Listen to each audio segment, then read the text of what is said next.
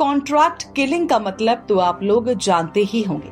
ऐसी किलिंग, ऐसी हत्या जिसे करने के लिए कोई बड़ा आदमी किसी गुंडे को, किसी किलर को पैसे देता है, सुपारी देता है। ऐसी किलिंग्स को ही कॉन्ट्रैक्ट किलिंग कहा जाता है।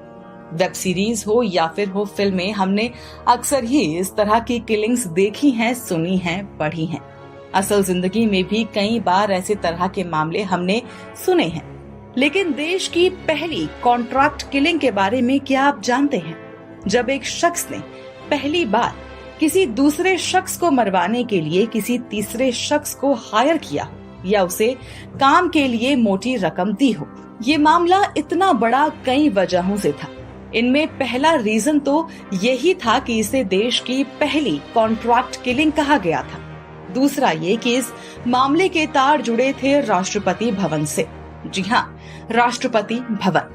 अब क्या था ये मामला और आखिर कॉन्ट्रैक्ट देकर किसने कराई थी किसकी हत्या? आज इसी के बारे में आपको बताऊंगी। साल 1973, देश के जाने माने आई डॉक्टर नरेंद्र सिंह जैन, उस समय राष्ट्रपति वीवी गिरी के पर्सनल आई डॉक्टर थे। सोसाइटी में उनकी बड़ी पैठ थी, लोग उनकी बहुत इज्जत करते थे। डॉक्टर जैन दिल्ली के डिफेंस कॉलोनी में अपने परिवार के साथ रहा करते थे। दिसंबर का महीना था और इस महीने दिल्ली में कड़ाके की ठंड पड़ा करती थी। डॉक्टर जैन अपना काम खत्म करते हैं और घर लौट आते हैं अपने क्लिनिक से। अपनी पत्नी विद्या जैन से कहते हैं कि चलो बहन के घर हो आते हैं। डॉक्टर जैन की बहन उनके घर के पास ही रहा करती थी। अब इसके बाद जो मैं बात बताने वाली हूँ वो उस एफआईआर पर बेस्ड है जो डॉक्टर जैन ने कुछ ही घंटे बाद पुलिस स्टेशन में दर्ज कराई थी। तो नरेंद्र जैन ने बताया था कि वो और उनकी पत्नी शाम करीब 7:15 बजे अपने घर से बाहर निकले, दरवाजे के सामने खड़ी गाड़ी की ओर बढ़े। डॉक्टर जैन चाबी से कार का दायां गेट खोलने के लिए मुड़ गए और उनकी पत्नी बाईं तरफ चली गईं। अब इससे पहले कि डॉक्टर जैन कार का लॉक खोलने के लिए चाबी लगा पाते, उन्होंने किसी तरह की हाथापाई की आवाज सुनी। वो तुरंत दूसरी ओर गए तो देखा कि वहाँ कोई था ही नहीं।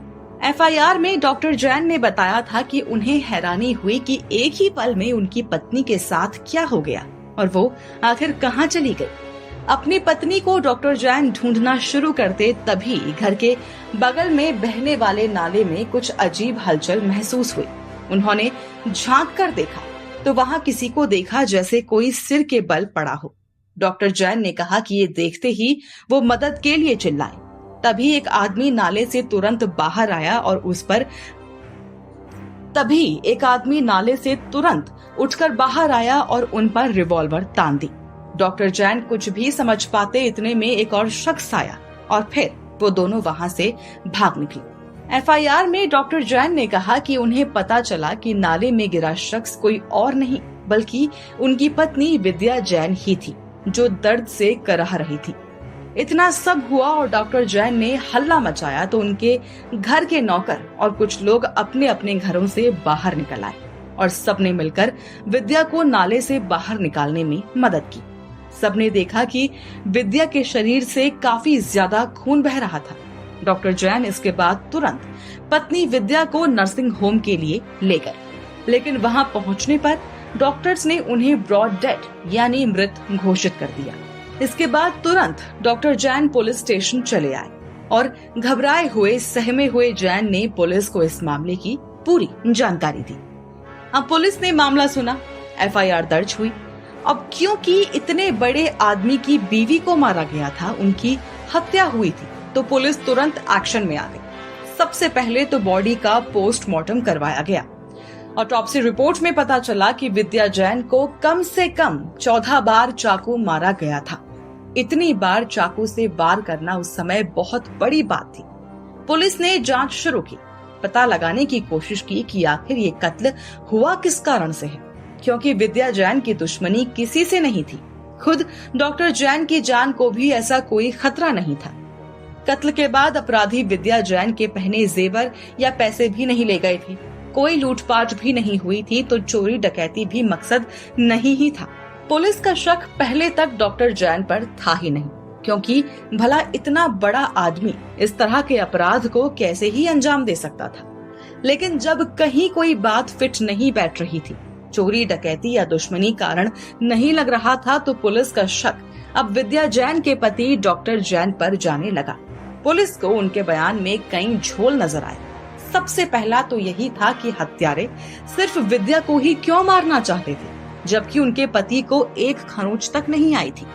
एक और चीज पर गौर किया गया कि डॉक्टर जैन ने एफआईआर में कहा था कि उन्हें अपनी पत्नी की चोटों की गंभीरता का एहसास नहीं हुआ, यानी उन्हें समझ ही नहीं आया और पता ही नहीं चला कि उनकी पत्नी को इतनी ज्यादा चोटें आई हैं। पुलिस सोच में थी कि भला इतना सीनियर डॉक्टर इतना खून बहने के बावजूद कैसे नहीं समझ पाया कि उसकी पत्नी को वाकई काफी चोटें आई हैं। एक और दिक्कत ये भी थी कि डॉक्टर जैन विद्या को पास के अच्छे अस्पतालों में न ले जाकर एक नर्सिंग होम में ले गए, जो काफी दूर था।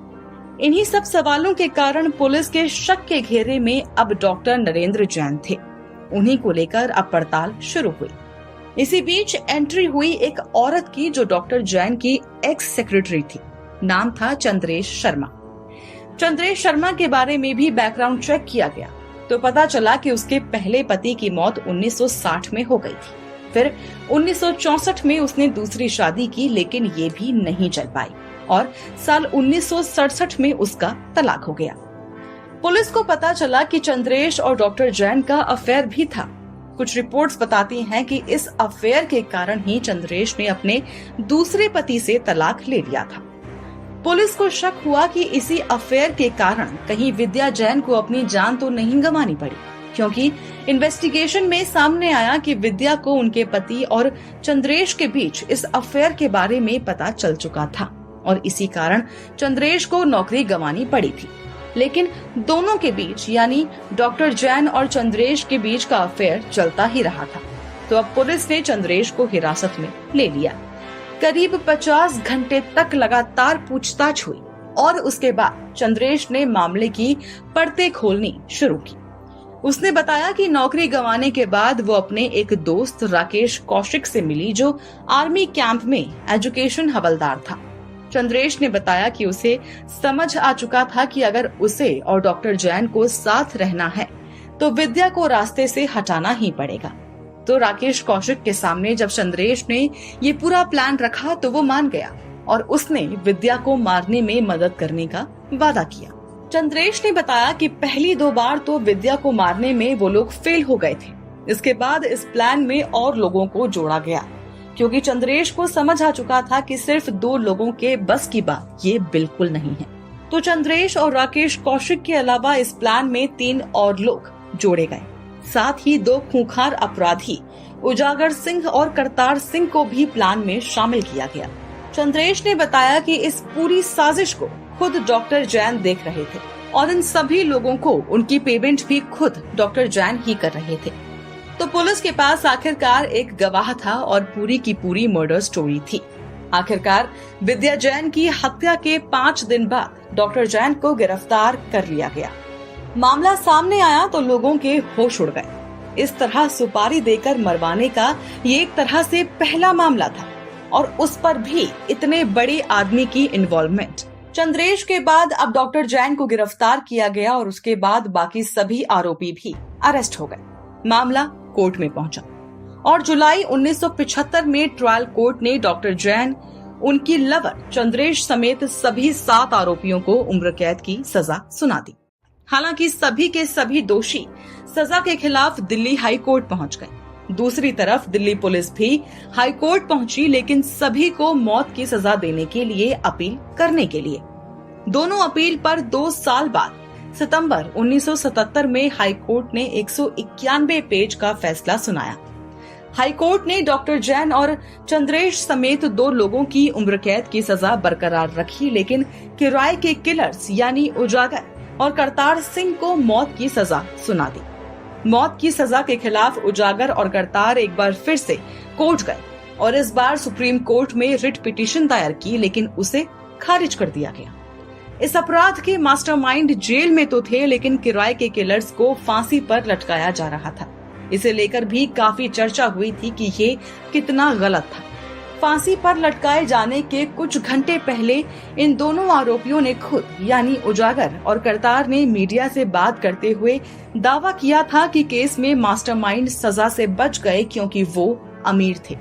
बात कहीं न कहीं सच भी निकली। 12 साल जेल में बिताने के बाद जुलाई 1985 में डॉक्टर जैन को रिहा कर दिया गया। उम्र कैद की सजा पाने वाले बाकी लोगों को भी बाद में छोड़ दिया गया था।